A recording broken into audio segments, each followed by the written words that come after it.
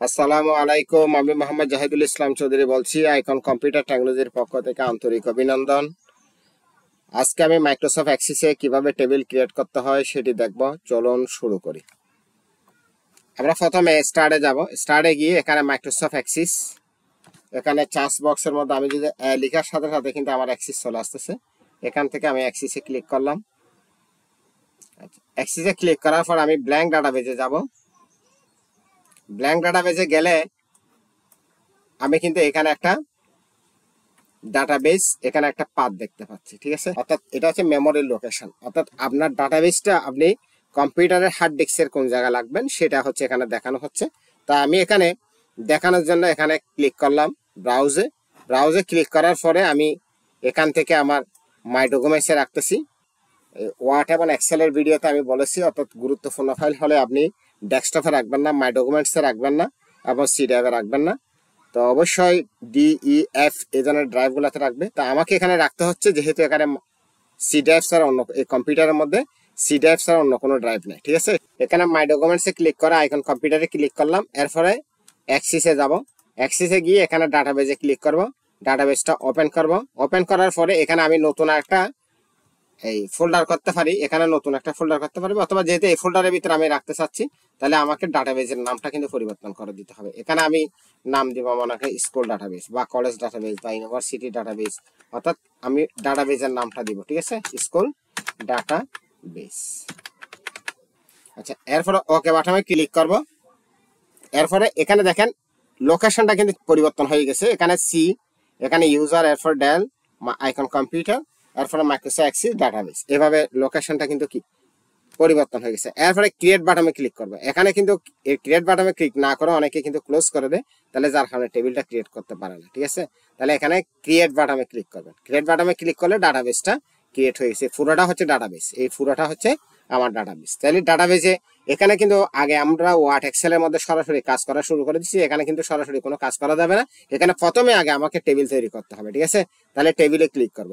এখানে টেবিল ডিজাইনে যখন ক্লিক করবো এই ধরনের ফিল নেমটা আসবে। তাহলে এখানে ফিল নেম ডাটা একটা আমাকে দিতে হবে। ডেসক্রিপশন অপশনাল, এটা না দিলেও চলে। তাহলে আমি এখানে নাম দিলাম SID। আচ্ছা, এরপরে নেম,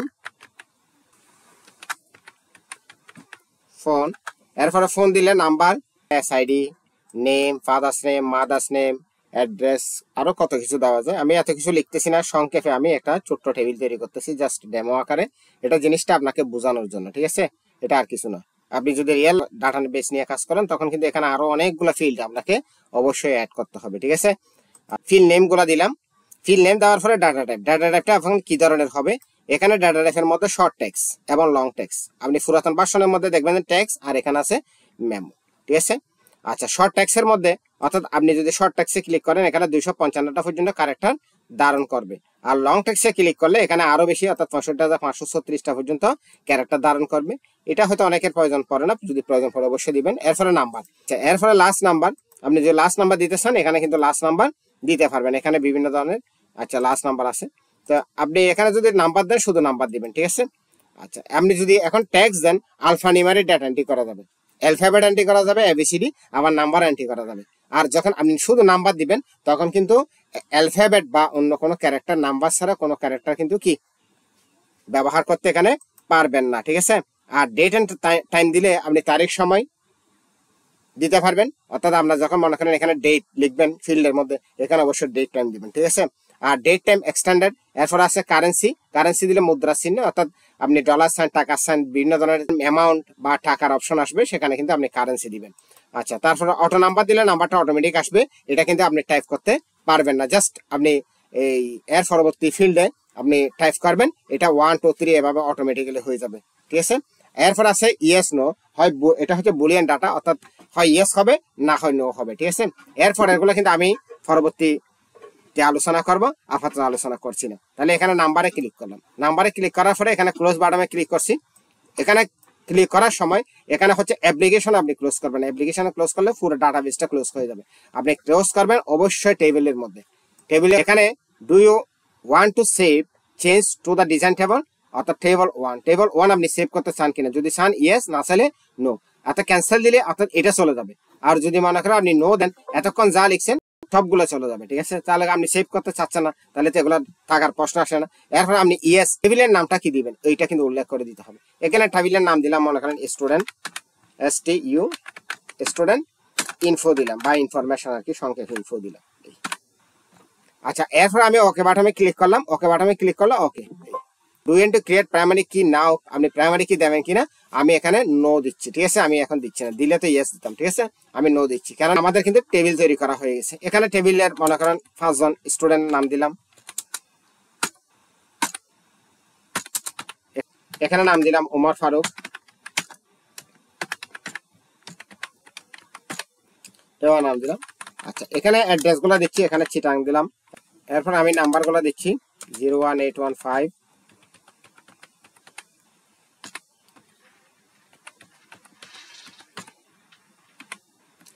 তাহলে এখানে 5 জনের একটা টেবিল তৈরি করলাম, একটা ফার্স্টার রেকর্ড। তাহলে ফার্স্টার রেকর্ড বলতে এখানে কম্পিউটারে আমরা যেটা দিচ্ছি সেটা হচ্ছে ডাটা। যেমন মনে করেন এখানে এটা একটা ডাটা, আবার এটা একটা ডাটা, এটা একটা ডাটা, তাহলে এটা একটা ডাটা, তাহলে অনেকগুলো ডাটা মিলে হচ্ছে এই কলামটা, এটা একটা কলাম, ঠিক আছে।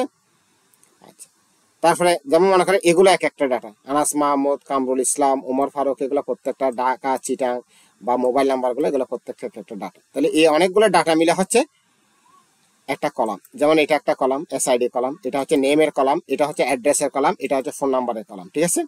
আচ্ছা, এরকম অনেকগুলা কলাম মিলে হচ্ছে একটা রো বা রেকর্ড। যেমন এটা হচ্ছে কামরুল ইসলামের রেকর্ড, এটা হচ্ছে ওমর ফারুকের রেকর্ড, এটা হচ্ছে আনাস মাহমুদের রেকর্ড, ঠিক আছে।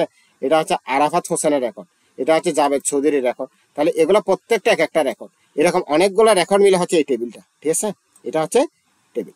তাহলে এই যখন অনেকগুলো টেবিল কিন্তু এখানে থাকতে পারে, আমি যদি এখানে পরবর্তী আরো নতুন নতুন টেবিল তৈরি করি তাহলে কিন্তু এখানে শো করবে। তাহলে অনেকগুলো টেবিল মিলে হচ্ছে একটা ডাটাবেস। তাহলে আমরা যে অ্যাক্সিস বলি, অ্যাক্সিসের কথা বলি, অ্যাক্সিসটা হচ্ছে ডাটাবেস প্রোগ্রাম। তাহলে ডাটা মানে কি, কম্পিউটার আমরা যা ইনপুট করি সেটা এদের ডাটা, আর কম্পিউটার প্রসেসর প্রসেসিং করার পরে যেটা পাই সেটা হচ্ছে ইনফরমেশন বা তথ্য, ঠিক আছে। তাহলে কম্পিউটার আমরা যেটা ইনপুট করি সেটা হচ্ছে ডাটা। এরকম অনেকগুলো ডাটা মিলে হচ্ছে একটা কলাম, আর অনেকগুলো কলাম মিলে হচ্ছে রো বা রেকর্ড, আর অনেকগুলো রো বা রেকর্ড মিলে হচ্ছে একটা টেবিল, আর অনেকগুলো টেবিল মিলে হচ্ছে মূলত ডাটাবেস। তাহলে অ্যাক্সেসটা হচ্ছে ডাটাবেস প্রোগ্রাম। তাহলে এরকম এখানে অনেক জনের রেকর্ড আছে, একটা টেবিলের মধ্যে তো অসংখ্য রেকর্ড থাকতে হবে। এখানে আমি টাইপ করার সুবিধাতে 5 জনের রেকর্ড দিয়েছি। তো এই 5 জনের রেকর্ড থেকে আমি যে কোনো একটা ডাটাকে খুব সহজে সুন্দরভাবে কোয়ারি করে নিয়ে আসতে পারি। যেমন এখানে আমি যদি এগুলাকে কপি করে দিই, পেস্ট করার নিয়মটা একটু দেখেন ভালো করে। কপি পেস্ট করে এখানে সিলেক্ট করব, অর্থাৎ এই জায়গায় কোনটা, এভাবে না, আবার এভাবেও না, অর্থাৎ এইখানে জায়গায় আসলে এখানে একটা তীর চিহ্ন আসতেছে, তীর চিহ্ন আসলে আমি মাউসের লেফট বাটন চেপে ধরে কিন্তু এভাবে টানবো নিচের দিকে, ঠিক আছে। নিচের দিকে টানার পরে এখানে রাইট ক্লিক করব, রাইট ক্লিক করার পরে এখানে কিন্তু একটা মেনু আসছে, তাহলে এই মেনুতে আমি কপি ক্লিক করব, ঠিক আছে। আচ্ছা, এরপরে আমি কিন্তু এখানে রাইট ক্লিক দিয়ে পেস্ট করব না, কারণ এখানে কিন্তু আমাকে আবার সিলেক্ট করতে হবে। এভাবে সিলেক্ট করার পরে রাইট ক্লিক করব, রাইট ক্লিক করার পরে এখানে একটা মেনু আসবে, সেখানে কিন্তু আমি পেস্ট করে দেবো, অথবা Ctrl+B চাপলেও কিন্তু পেস্ট হয়ে যাবে। তাহলে এরপরে আমার একটা পারমিশন চাচ্ছে, অর্থাৎ আমি এটা করবো কিনা, আমি ইয়েস করতেছি। আচ্ছা, তাহলে এখানে আমি একটু ডাটাগুলো পরিবর্তন করে দিচ্ছি। এখানে 106 দিচ্ছি, 9, এখানে 10।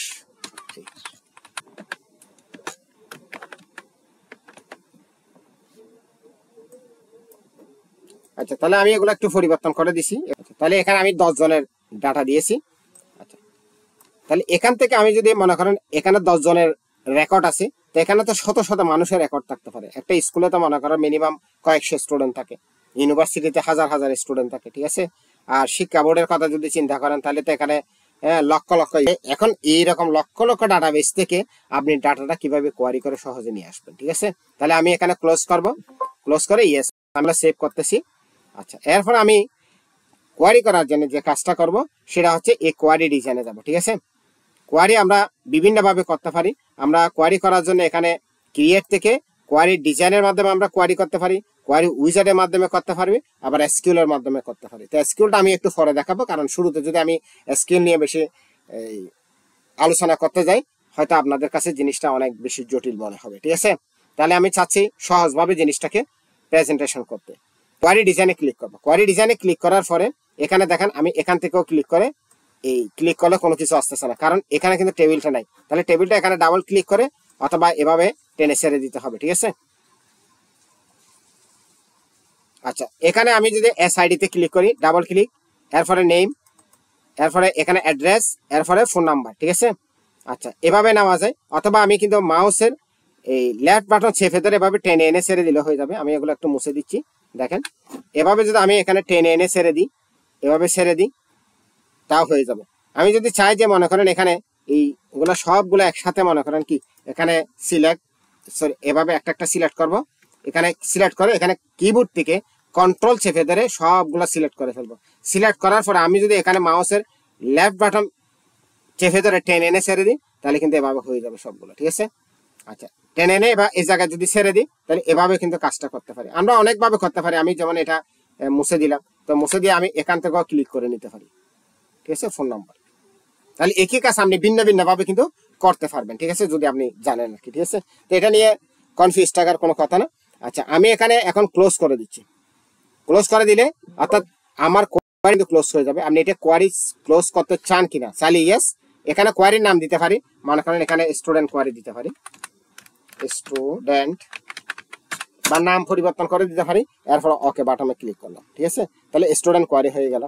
আচ্ছা, এখানে তো সবগুলো রেকর্ড চলে আসছে। আমি চাচ্ছি যে কোনো একটা রেকর্ড, মনে করা যার এখানে ক্রাইটেরিয়াতে অর্থাৎ SID এর নিচে ক্রাইটেরিয়াতে আমি লিখে দিলাম মনে করেন 103, অর্থাৎ যার রোল নাম্বার, যার ID নাম্বার 103 তাকে আমি চাচ্ছি। তাহলে সে হচ্ছে আনাস মাহমুদ, বাড়ি হচ্ছে কুমিল্লা, এখানে ফোন নাম্বার, ঠিক আছে।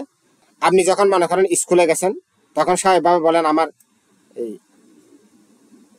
ছেলে পাস করছে কিনা, মেয়ে পাস করছে কিনা, এগুলো জিজ্ঞেস করেন। তাহলে এই জিনিসগুলো কিন্তু খুব সহজে কোয়ারি করে বের করা যায়, ঠিক আছে। তাহলে এখন আমি যদি চাই যে মনে করেন এই আমার আইডিটা মনে নাই, এখন নামটা মনে আছে, নাম হচ্ছে মনে করেন কি দিব, উমর ফারুক, উমর ফারুক। তাহলে আমি এভাবে উমর ফারুক দিয়ে অর্থাৎ এটা রান করতে পারি, ঠিক আছে। তাহলে এখানে উমর ফারুক দুজন আছে, অর্থাৎ একজনের বাড়ি হচ্ছে কি চিটাং, একজনের বাড়ি হচ্ছে ঢাকা, ঠিক আছে। দুজন উমর ফারুক হলেও তাদের অ্যাড্রেস, মোবাইল নাম্বার তো মিল নাই, ঠিক আছে। তাহলে একজনের ID হচ্ছে 101, একজনের হচ্ছে 106। এভাবে কিন্তু আমরা কোয়ারি করতে পারি। আচ্ছা, এরপরে আমরা কোয়ারি উইজার্ডের মাধ্যমে কোয়ারি করতে পারি। কোয়ারি উইজার্ডে ক্লিক করলাম, এখানে কোয়ারি উইজার্ডে ক্লিক করার পরে এখানে কিন্তু আমরা ওকে বাটনে ক্লিক করব। ওকে বাটনে ক্লিক করার পরে এখানে আমরা স্টুডেন্ট ইনফোতে ক্লিক করব। স্টুডেন্ট ইনফোতে ক্লিক করার পরে এখানে আমি একটা একটা করে সিলেক্ট করতে পারি, অথবা সবগুলা একসাথে সিলেক্ট করে ফেলতে পারি। এরপরে নেক্সট, এরপরে নেক্সট, এখানে নেক্সটটা কিন্তু ডিসেবল হয়ে গেছে বাটনটা, এটা এতক্ষণ এনাবল ছিল। যদি আমি এখানে ক্লিক করি, যেমন এখানে এনাবল, এখানে আবার এখানে ক্লিক করলে ডিসেবল হয়ে যাবে। এটা যদি ডিসেবল হয়ে যায়, অর্থাৎ নিষ্ক্রিয় হয়ে যায়, তাহলে ফ্যাকাশে হয়ে যায়, তাহলে এখানে ফিনিশ বাটনে ক্লিক করবো। তাহলে ফিনিশ বাটনে ক্লিক করলে আমাদের এই স্টুডেন্ট কোয়ারি টেবিলটা চলে আসছে।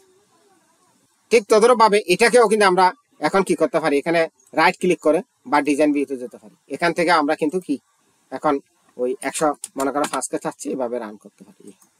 তাহলে আমরা ডিজাইন ভিউর মাধ্যমে করতে পারি। আবার স্কিল আছে, স্কিলটা আমি আপাতত দেখাচ্ছি না, এটা আমরা পরবর্তীতে আলোচনা করব। আপাতত আমরা যেটা শিখবো সেটা হচ্ছে কোয়ারি ডিজাইন এবং কোয়ারি উইজার্ডের মাধ্যমে কিভাবে কোয়ারি করতে হবে।